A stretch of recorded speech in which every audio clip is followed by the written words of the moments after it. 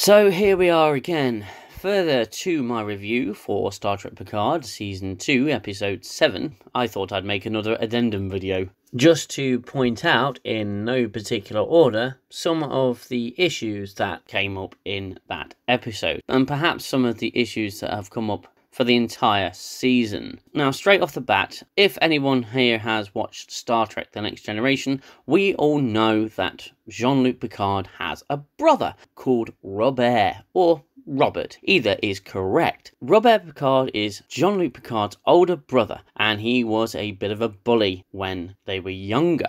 It took many years, but they managed to reconcile the differences after Jean-Luc Picard had been captured and assimilated by the Borg. He went home to his vineyard.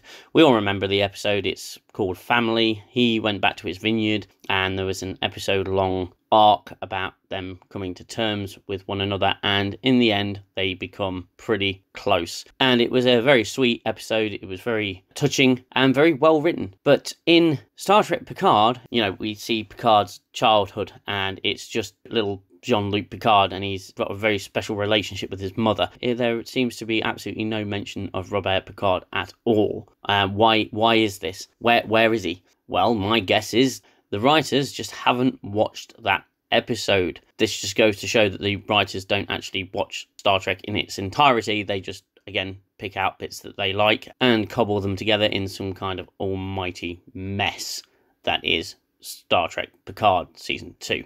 So, yeah, where is Robert Picard? He apparently just does not exist because Patrick Stewart said, "No, I want it to be about me. Write him out, or forget he's even there." We have Seven and Raffi, who have beamed to the Lost Serena to try and find Jurati using the ship scanners, only to find out that the Borg Queen has locked them out with Borg algorithms. There's a tense scene with some extremely tense staring back and forth between Seven and Raffi, and a few scenes later it's just fixed because we all know that 7 of 9 knows Borg algorithms, so she can beat them. Why the tense scene showing that it's a massive problem when it's really not, because it was just fixed straight away. When Not Laris is preparing to go into Picard's mind, she uses this MacGuffin headset type thing with a Romulan shaped earpiece, as if that wasn't on the nose at all. Doesn't it detract from the whole reveal that she's actually a Romulan? She's wearing an earpiece which is in the shape of a Romulan ear. Oh my god. Oh, come on. And this contraption requires the parental controls to be disabled.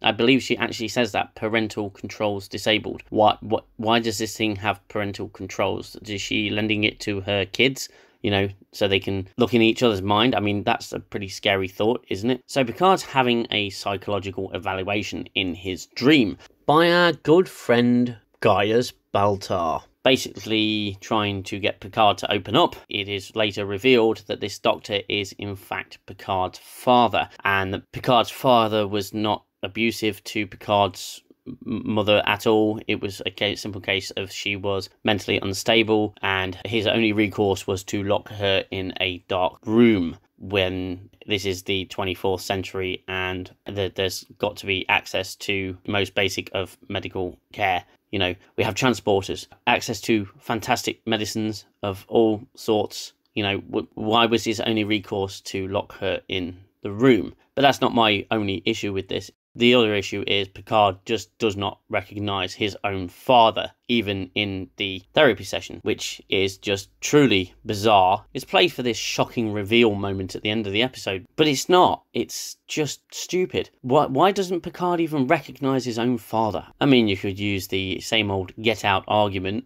that says, oh, it's just a dream. You're not always aware when it's a dream. It could be anything. He says that Picard is hopelessly bleak. And I thought, well, that's, to be fair, a pretty accurate description of this show. It's pretty bleak, dark and stupid and not really Star Trek at all. Now, the other issue that I have with this particular psychological evaluation, Picard's reaction when the Doctor, who's his father, says that he had been basically inquiring about Picard and studying him and researching him and trying to gauge more information. And the reaction from Picard was just unbelievable. It was almost that of shock, and Picard was offended. "You've been looking into me? How dare you? How dare you? What is going on here? Is this some kind of psych evaluation?" Why would he be offended or angry that this psychologist who has to clear Picard for his dream duties, wouldn't he have to look into Picard? I mean, you're going to psychologically review one of the most famous captains in all of Starfleet. Even Picard would know this. It stands to reason that any psychologist would do their research before having a meeting with him. Why is he so shocked and offended? It doesn't make any sense. I mean, what is going on? I mean, I know it's a dream sequence, but seriously, what is going on? It's just stupidity. Unbelievably bad. "How dare you call it stupid? Don't you know who I am?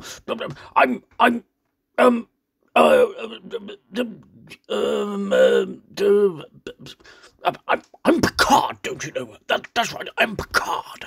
I've already touched upon this in my review, but let me just flesh this problem out a little bit. It has to do with the editing of this episode. It's all over the place. The scene where Not Laris gets accosted by the monsters and little Picard gets shackled up by the monsters in Picard's nightmare dungeon place that looks cheap. She's restrained by one of the creatures and she headbutts him and he just falls against a wall. Is he unconscious? We just don't know because he just falls against a wall. But then she turns to the horned creature and says, "Leave him alone." And then the creature twists his arm out in a weird gesture. Then it cuts to the next scene, and when we return, the monster's just gone. He's vanished. Where did he go? There's no explanation. There's no lead on, no follow through. It's just there 1 minute, gone the next. Now, is this monster something that is fixed by the 2024 Doctor, who's waving the MacGuffin around like a magic wand, not knowing what she's doing, and yet somehow curing Picard of his latest bout of... We just don't know. It's incredibly bad editing. And it's really telling of the state of Star Trek and these people who have been brought in who have never worked on Star Trek before. They don't understand how to film Star Trek. Seemingly, they don't know how to film an episode of television with some form of, continuity within itself. I mean, there was some absolutely ridiculous things in this episode. Obviously, the 2024 Doctor being given a piece of advanced future tech and expected to use it on someone's brain just because she's a doctor. It would literally be like giving Isaac Newton a particle accelerator. It just wouldn't work. He wouldn't have the first clue what to do with it. We have the scene with Guinan and Picard trying to summon a Q and Guinan just screaming at the top of her lungs after she's drank this elixir that's in a bottle that the liquid in with the bottle combined managed to capture a moment of when the Q had a truce. And, well, I'm not even sure where to go with this. I'll be honest with you. I'm not even sure where to go with this. It's so ridiculous. You don't summon a Q with a bottle and some liquid. In the dream sequence with Picard getting his psych evaluation, what galaxy is this? Just out of the window. I mean, again, it's a dream sequence, so there's no reason it can't be there, but why is there a galaxy? Ah, that's right, because they need to intercut this galaxy with this image of a galaxy being painted by Picard's mother in Picard's imaginary story based on real events that didn't happen.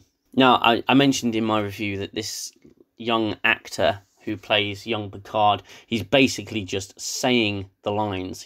There's nothing there. I don't want to rip on the kid too much, as I said in my review, but if you're going to get an actor in to play a young version of an iconic character, then at least put some effort in and try and find an actor that has some range and experience. You know, there are plenty of child actors out there who can do a much better job than this kid did. Now, one thing I did actually like is that it turns out that Jean-Luc Picard's father was not abusive. It was just that Picard got the wrong end of the stick. However, of course, that in itself raises a number of questions as to why Picard's father did not, you know, at least get her to some medical attention.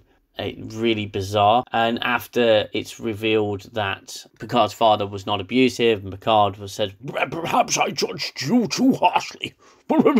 Picard just wakes up. He literally just wakes up out of his coma, and Laris wakes up. They look at each other. It's implied that the whole truth hasn't yet been revealed, that he's still holding a little something back. My guess is that he probably at some point let his mother out of the room that his father had put her in, and it caused another problem. Maybe she got in a time machine and prevented the birth of Robert Picard. I don't know, and I don't know whether the writers care about it. Now, in the final scene of this episode, we get this guy coming into Guinan's bar, and he basically reveals that he knows that there's something untoward going on with Guinan and Picard. He shows him the phone footage of Picard beaming in, as I mentioned in my review. Now, this guy is played by Jay Carnes. Jay Carnes also played a character in Star Trek Voyager, a lieutenant aboard the USS Relativity. Now, the Relativity was basically a time ship. In the distant future, the Federation monitored time. It's been touched upon in many episodes, and he played Lieutenant Duquesne. Is this Lieutenant Duquesne? It'd be pretty interesting if it is, that he has obviously noticed that there is a problem in 2024, and he's gone back to try and find out what's going on, to investigate. That'd be quite an interesting twist, wouldn't it? But no, come on, Danger Man. They're not that clever. At this point, I think he's just been brought in as generic Mulder-type FBI detective. Now, the other issue is pretty much a season-long issue at this point, not particularly related to this episode, but I thought I'd mention it here now. I get the impression at this point that we have what's known as disposable characters or disposable plots. These are plots that just show up and have the appearance of being the main plot, but they're really just a means to an end to get to the main plot of the show. Now, René Picard is one of these plots. You know, we have this scene with Q, who, you know, saying, you can't do it, you can't do it. He's clearly trying to talk her out of the Roper mission. There was a big focus on that, and it's just solved instantly with one speech from Picard and him being hit by a car, and she's off into quarantine, and there is no more problem with René Picard. I don't think the writers of this show can focus too much on one thing at a time. There's no depth to the story. There's no depth to any of these extra characters. There's no depth whatsoever. It's just tell a story, no matter how much detail you put into it, and move on to the next plot point. And this is where Picard fails as a show. It fails as a narrative. The season-long story arc is just horrendous. It doesn't work for Star Trek. It just doesn't. They're not capable of telling tight stories within this season arc. They just can't. Their focus is all over the place. I've described it as a complete mess. And I think it is a complete mess. They can't seem to get their facts straight. They are missing characters out from Star Trek and forgetting that they exist. Nothing about this makes any kind of sense. I'm absolutely mortified that this was able to get past the editing phase and get approved by CBS, who, by the way, seem to be going on quite the blocking binge on YouTube. Anyone who seems to be ripping on any of their shows, they seem to be getting blocked. But the individuals, the content creators who are praising their shows, they don't seem to be getting impacted at all, which, you know, could be just a coincidence. I don't think so. I don't think it's a coincidence. I think it's on purpose. It's really childish behaviour. But to be fair, if you think about it, this show seems to be written by children. All the characters act like children. There's no grown-ups in New Trek at all. The only character in all of New Trek that I can say is probably mature or written to be mature is Christopher Pike. And part of me is looking forward to seeing him in Strange New Worlds. The other part of me is just like, oh, well, look what they've done to practically every other character. They've destroyed them, and they're probably going to destroy Christopher Pike as well. This episode just raised too many questions, just like all the other episodes. My suggestion to the showrunners of new Star Trek is to either stop what you're doing immediately, go to the naughty corner and think about what you've done, or bring in some Star Trek alumni who know how to write this series. Stop bringing in people who have no credits to their name. Stop relying on Jonathan Frakes to polish the turd. It's not going to happen. That turd is never going to gleam.